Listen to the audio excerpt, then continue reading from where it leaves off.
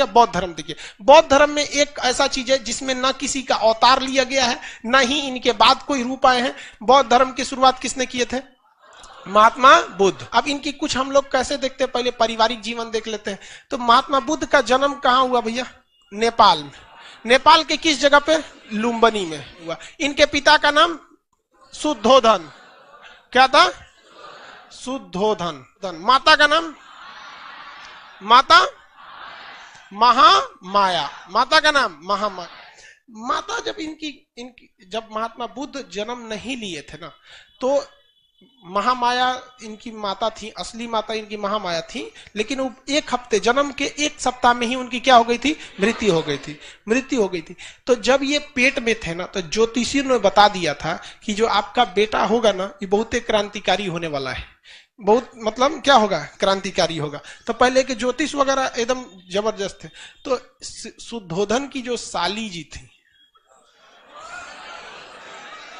गौतमी, कौन थी? गौतमी। प्रजापति गौतमी। तो महामाया ने जब किसको जन्म दिया? सिद्धार्थ को। किसे? सिद्धार्थ। महात्मा बुद्ध के बचपन का नाम क्या था? सिद्धार्थ। महामाया ने जब सिद्धार्थ को जन्म दिया, तो पहले भी देखिएगा ना, लेबर पेन से बहुत महिलाओं की मृत्यु हो जाती। तो जन्म के एक सप्ताह में ही किनकी मृत्यु हो गई? महामाया की। तो इनका पालन पोषण किसने किया था? गौतमी। तो ये क्या थी? उनकी मौसी। लेकिन मौसी से ये इन्होंने क्या कर लिया था? विवाह कर लिया। ये अभी भी परंपरा देखने को मिलती। तो ये इनकी सौतेली माँ कह लीजिए या इनकी मौसी, क्या नाम था उनका? प्रजापति गौतमी। प्रजापति गौतमी। इनका कुल पूछेगा, कुल, यहाँ कुल का नाम क्या हो गया? शाक्य कुल। शाक्य कुल होने के वजह से ही इन्हें शाक्य मुनि कहा जाता है। शाक्य मुनि किसे कहा जाता है? सिद्धार्थ को। इन्हें क्या कहा है? सिद्धार्थ। जब ये जन्म लिए तो इनको ज्योतिषी ने बताया कि घर द्वार त्याग देगा। ध्यान से समझिएगा, जब सिद्धार्थ का जन्म हुआ तो ज्योतिषियों ने क्या कहा कि ये बहुत ज्ञानी बनेगा और दुनिया को सच्चाई के रास्ते पर ले जाएगा, घर द्वार मोह माया सब त्याग देगा। तब राजा परेशान हो गए कि एक गोली का भाग दुगा हो जाएगा, घर द्वार छोड़ देगा। तब तो पूछा गया उनसे कि इसका कोई उपाय बताइए। तो कहा कि सबसे सिंपल उपाय, अगर किसी का विकास रोकना है तो ब्याह करा दिए। सिंपल लॉजिक समझिए। बहुत ज्ञानी होगा, दुनिया को सच्चाई के रास्ते पर ले जाएगा, मोह माया सब त्याग देगा। इसका उपाय जो ये सब ना करे, ब्याह करा दे। समझ रहे हैं क्या लॉजिक है? तो इनका क्या हो गया? विवाह हो गया। और 16 साल की एक बहुत ही सुंदर कन्या से इनका विवाह हुआ, जिसका नाम क्या था? यशोधरा। तो देखिए इनकी शादी किससे हुई? यशोदा। शादी विवाह बहुत ठीक ठाक से हुआ, सब कुछ सही चल रहा था। पत्नी में पूरा अजुराइल रहते थे। वो डेली सवेरे मेकअप करके बैठ जाती थी। पूरे ये खा लो, वो कर लो, ई कर लो, कबो मेहंदी लगाओ, कबो काजल लगाओ, कबो टकला हो, कबो चोटी करो, कुछ कुछ करते रहो। दुनिया मतलब उनको फुल टू यही पता था, बताया भी गया था कि भाई बहुत बड़े क्या होंगे? ज्ञानी हो जाएंगे। क्या होंगे? ज्ञानी। इनको आप ही का काम है कि इनको कंट्रोल करके रखना है। लेकिन महात्मा बुद्ध को ना, अब इनको ज्योतिषियों ने बताया था कि भाई क्या करना है, इनको तो छोड़ के जाएंगे। लेकिन इनके मन में एक वैराग्य सब, तो इनको कहा गया, इन्होंने कहा सिद्धार्थ ने कि हम महल के बाहर जाएंगे। तो ज्योतिष ने कहा कि ले हो गया कांड, जाएगा महल के बाहर, सारी सच्चाई देख लेगा, हो जाएगा चौपट। यही हो गया। पूरा चुनना उन्ना छिड़का दिया गया और पूरा पुलिस उलिस लगा दी गई। आइए एकदम तैयारी से गए थे महात्मा बुद्ध। लेकिन संजोग अजब होता है कि वही में एगो बूढ़ा आदमी चला है, बीमार था, वृद्ध व्यक्ति, बीमार मतलब बूढ़ा था। तो बूढ़ा था तो उन्होंने महात्मा बुद्ध ने पूछा अपने सारथी से, इनके घोड़ा का जो नाम था, नाम क्या था? कंतक। घोड़े का नाम कंतक, चेटक उनका था। और इनके सारथी का नाम था चन्ना। सारथी मतलब समझते हैं? जो घोड़ा को लेके हाँकता है, चल चल चल। तो सारथी का नाम क्या था? चन्ना। क्या नाम था? चन्ना। चन्ना, सारथी का नाम चन्ना। तो सारथी चन्ना से पूछे कि ये वो आदमी ऐसे झुक के काहे चल रहा है? तो कहा कि महाराज बुढ़ा गया है वो। बुढ़ा गया, एकदम झड़ गया है, एकदम लुजुर पुजुर हो गया है, झड़ गया है। कहा कि महाराज सब आदमी झड़ जाएगा, ऐसे ही आप भी बुढ़ा जाइएगा। कहा हम बुढ़ा जाएंगे? तो इतना उठपटांग लगेंगे? तो कहा हाँ, कहेंगे भाई सबको जाना है यहाँ से। तो उनको दिमाग में खटक गया कि भाई गड़बड़ है, तो हमारे बाबूजी हमसे छुपा के रखे थे। तब तक आगे गए तो एगो बीमार आदमी मिल गया। तो कहा ये क्या हो गया है? कहा कि अब एकदम ये जाने वाला है, मतलब ये बीमार है, अब ये क्या है, इस दुनिया से जाने वाला है, ये अब चल नहीं पाता है। तो चन्ना कहा कि हमारा और आपका सबका यही दुर्दशा होने वाला है लास्ट में। तब तक और आगे चल गए तो कोनो को अर्थी उठ रहा था। कहा कि वो लेटा का है, वो पे कहा कि लेटा नहीं है वो आपको लेटा लग रहा है, चल गया है वो। तो चल गया वहां पे। तो उन्होंने कहा कि सबको मरना है, सबको मरना है, आप भी जाएंगे, इस उद्धोधन भी जाएंगे, और आपकी जो महामाया थी ना वो चल गई और ये भी जाएगी। तब बेचारा एकदम टेंशन में आ गया। एगो साधु को देखा तो साधु से पूछा कि ई काहे बैठल है होगा? साधु योग के मुद्रा में बैठे थे, कोई मतलब नहीं, कपड़ा उपड़ा साधु लोग का वेशभूषा कैसा रहता है वैसे। तो उन्होंने क्या कहा कि ई काहे ऐसा बैठल है? कहा कि ये भगवान के में मतलब भगवान की आराधना में विलीन है। तो कुछ पूछे महात्मा बुद्ध ने चन्ना से, कौन भगवान? जिसके पास वो लेटा वाला आदमी गया था, मतलब पूछे मर गया था। तो बताया ना चन्ना कि वो भगवान के पास जा रहा है। कहते मतलब वो भगवान के पास जा रहा है, उससे कनेक्शन लगा के बैठल है। तो उन्होंने कभी इस चीज को देखा नहीं था। तो इन 4 चीजों को देखा तो उनके मन में वैराग्य आ गया, और घर आए तो टेंशन में आए, और यशोधरा से कहें कि देखना इस सब में कुछ ना रखल है दुनिया में। तो ये तो दिमागे ठनक गया। जोन बवाल के लिए हमको लाया गया था, बवाल आ गया इनके। तब तक पता चला कि यशोधरा गर्भवती। अब ये टेंशन में थे कि हमको घर द्वार छोड़ना है, और उधर से गर्भवती लड़का होने वाला था। इनको एकदम टेंशन था कि हम घर द्वार छोड़ देंगे। भाई जब बूढ़ा होना ही है, बीमार पड़ना ही है, राजा रहे चाहे फकीर रहे, बीमार पड़बे करेगा, गरीब होगा ही, मरबे करेगा, तो क्या जरूरत है झमेला करने का। तब तक वहां पे लड़का हुआ महात्मा बुद्ध का। तो नौकरानी सब पहले खुशखबरी लेके आती थी, जो पहले लाता था ना उसको कुछ गिफ्ट मिलता था, राजा वजा दे देता था सब। तो लेके आए तुरंत, महाराज की जय हो, यशोधरा को पुत्र हुआ है, तो बेटा हुआ है। तो बेटा का खुशी भारत में कुछ ज्यादा रहता है। समाज है, पुरुष समाज है, समझ में गया कि नहीं? बेटी का अभी भी मतलब, अब तो शहरों में थोड़ा सा कम है, लेकिन गांव में अभी भी मान के चलिए, अगर किसी को एगो बेटा नहीं है ना, तो एगो बेटा के इंतजार में 9 गो बेटी पैदा कर सकता है। वो फुल स्टॉप तभी मारेगा जब एगो उधर बेटा लग जाए, नहीं तो कॉमा दे के आगे बढ़ते रहेंगे।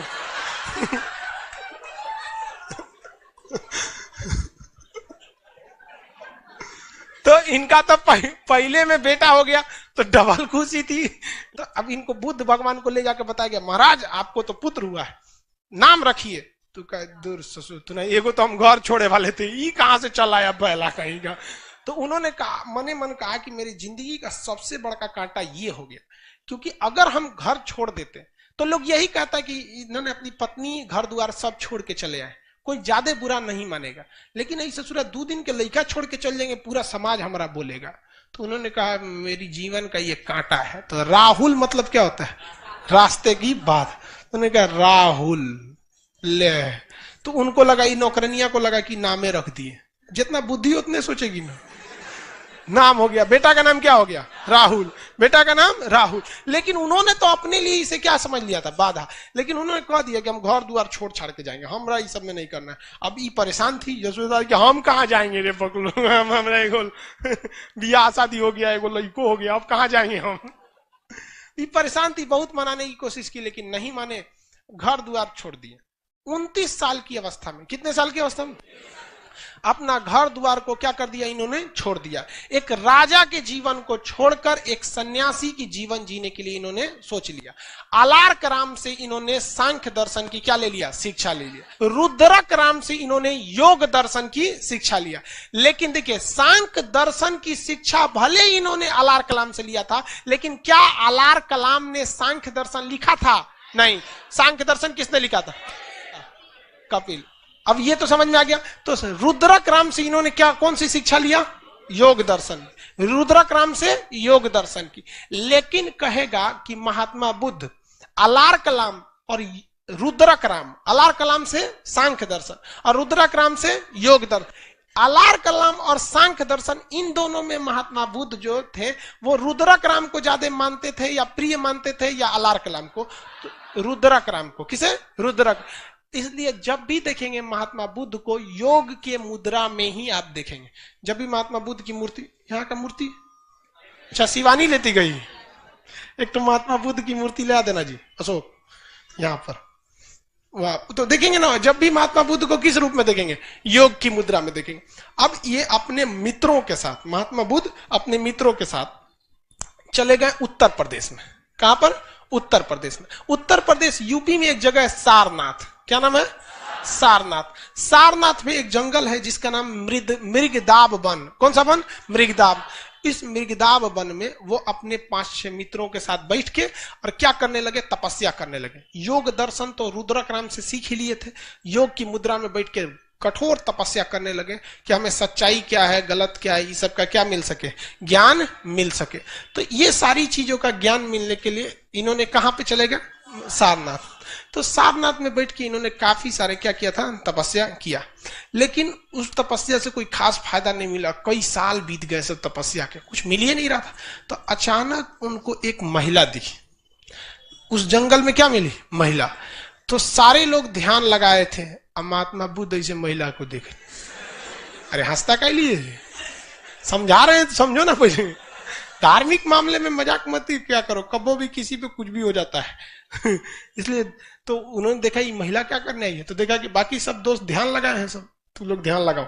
महिला से पूछे क्या बात है, तो उन्होंने बताया था कि वीणा, जो वीणा बजाया जाता है, इसको इतना ना हुमच के खींच दीजिए कि टूटिए जाए वीणा, तो ये भी गलत है। और आराम से वीणा को रगड़ेंगे तो संगीत ही नहीं निकलेगी। मतलब वीणा को रगड़ने के लिए क्या होनी चाहिए? एक लय होना चाहिए। इतनी कठोर तपस्या करेंगे तो भगवानों डरा जाएगा कि कब्जा करने आ रहा है कि तपस्या करने आ रहा है। तो उनको दिमाग आया कि भाई हमको इस तरह से तपस्या नहीं करना है। तो यूपी में पूरा का पूरा फाउंडेशन कोर्स किए 6 साल तक। मतलब बात समझिए, सारनाथ में ज्ञान मिल ही नहीं रहा था। तो वो कहां आए? बोध गया। कहां आए? बोध गया। बात समझिए, हम आपको पढ़ाने के लिए करें। यहां आए बोध गया में।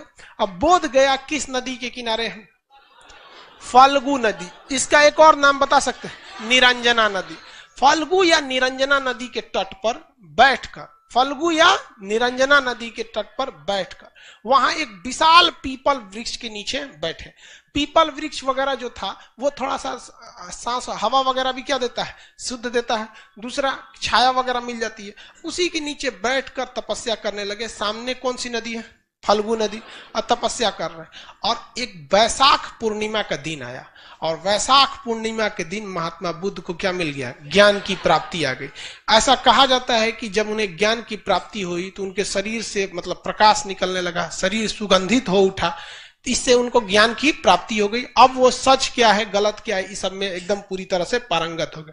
महात्मा बुद्ध के साथ जो कुछ घटना हुआ है वो सब का सब वैशाख पूर्णिमा के दिन हुआ है। चाहे वो जन्म हो, चाहे वो मृत्यु हो, चाहे वो ज्ञान की प्राप्ति हो, वैशाख पूर्णिमा के दिन क्या हो? एक विडंबना देखिए, मान के चलिए कि जन्म हो गया तो जन्म हो गया, ज्ञान भी उसी वैशाख पूर्णिमा के दिन मिला।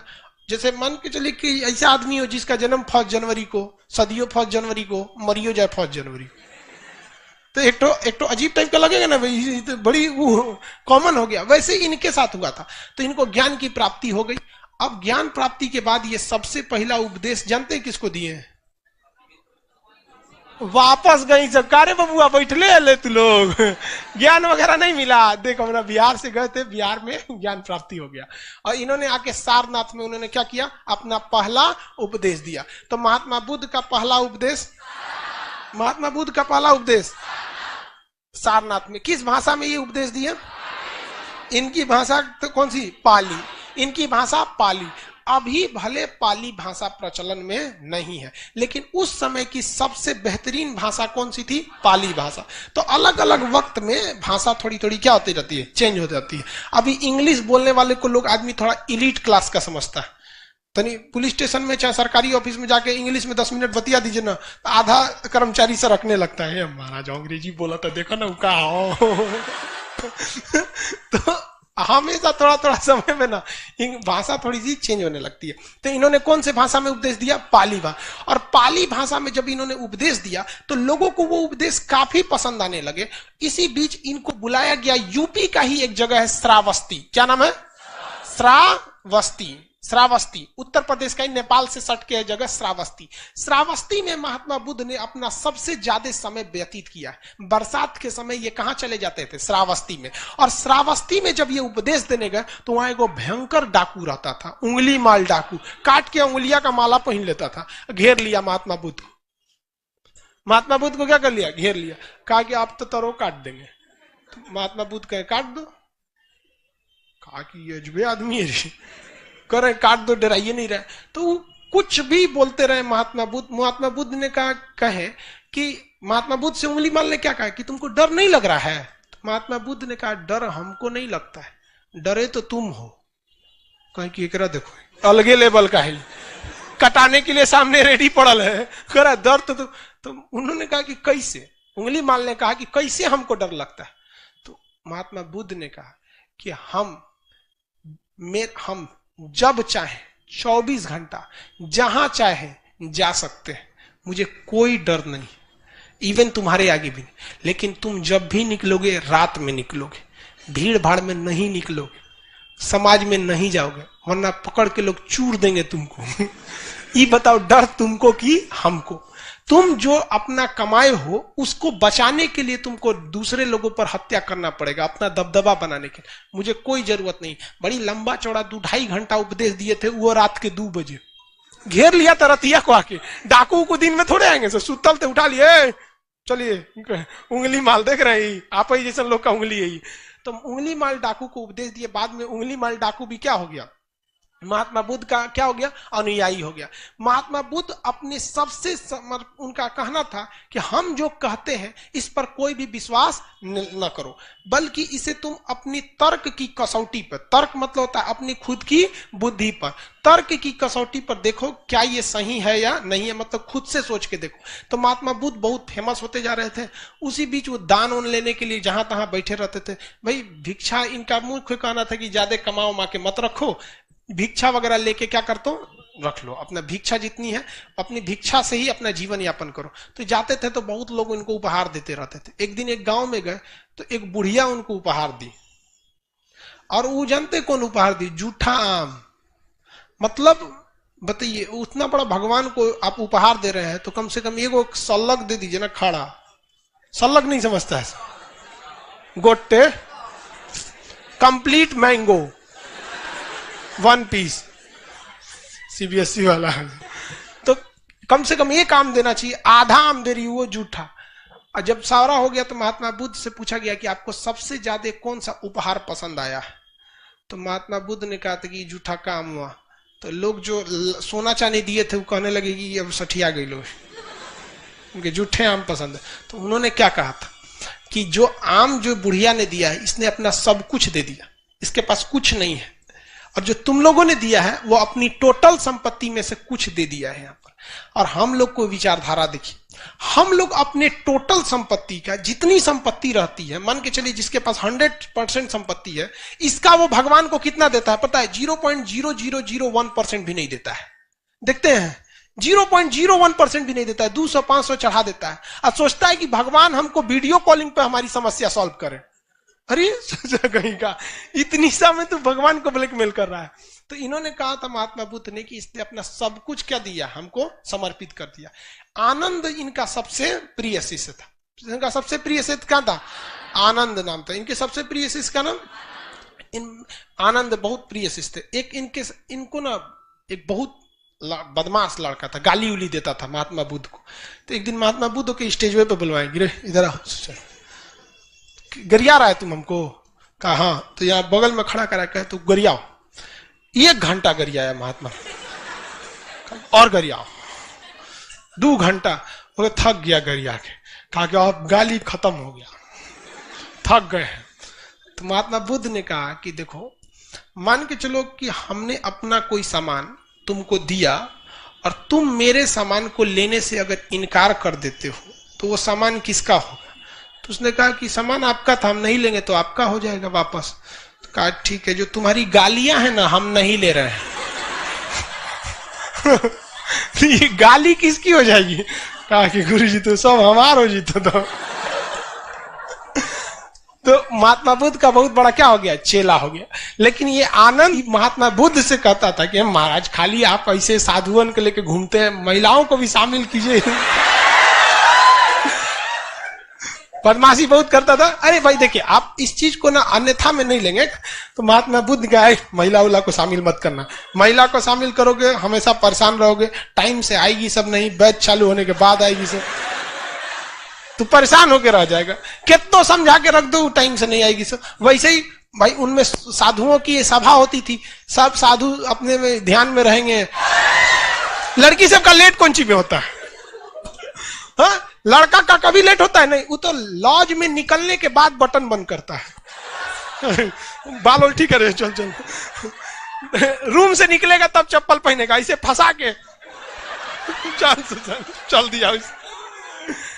वो सब ना, अरे बाप रे बाप, क्लास भाड़ में जाए, क्लास जरूरी थोड़े, कबो हो सकता है। तो महात्मा बुद्ध शुरुआत में महिलाओं को बौद्ध धर्म में समाने के लिए तैयार नहीं थे, लेकिन ये बार बार कहता था आनंद महाराज जरूरी है, समझ नहीं रहे हैं आप। तो महात्मा बुद्ध ने कहा ठीक है चलो, अब महिलाओं को भी बौद्ध धर्म में शामिल कर लिए। महिला लोग चाहे वो लाइव में है चाहे यहाँ है, ये बात जरा ध्यान से समझिए, ये हम नहीं कह रहे, महात्मा बुद्ध कह रहे हैं। जब महिलाओं को उन्होंने प्रवेश करने की अनुमति दिया तो उन्होंने कहा कि अब बौद्ध धर्म ज्यादा दिन नहीं चल पाएगा। ये हमारा कथन नहीं है, ये महात्मा बुद्ध का कथन है कि अब बौद्ध धर्म ज्यादा दिन नहीं चल पाए। आप इसको गौर से देखिएगा, एक महिला जो रहेगी ना, उसका झगड़ा जानते किससे होगा? अपनी सास से, कभी ससुर से नहीं होगा, क्योंकि उस ससुर उसको टॉर्चर नहीं करने वाला है कोनो बात में। सास जो रहेगी बेचारी 11 बजे सूत के सोई है, काम वाम करके पतो ओके 4 बजे कोच के उठा देगी, बबनी उठ चाय बना। अरे बेचारी 4 बजे का करने के लिए खखुआई लगेगी तो मैं झाड़ देगी, बुढ़िया कहेगी। उसका झगड़ा हो जाएगा अपनी मतलब देवरानी से होगा, देवर से नहीं, जेठानी से होगा, भसुर से नहीं। देखना बराबरी बराबर। तो महात्मा बुद्ध ने क्या कहा कि अब बौद्ध धर्म ज्यादा दिन चलने वाला नहीं है। तो ये महात्मा बुद्ध के कथन थे, और आगे जाके ऐसा हुआ भी, ज्यादा दिन बौद्ध धर्म नहीं चला। लेकिन अब क्वेश्चन में हिसाब से रखेंगे, पहली महिला कौन थी? प्रजापति गौतमी। बौद्ध धर्म में शामिल होने वाली पहली महिला प्रजापति गौतमी। दूसरी महिला हाजीपुर जो जगह है वहां, वैशाली, हाजीपुर मतलब समझ रहे हैं ना, वैशाली, वैशाली की एक डांसर थी आम्रपाली। हाँ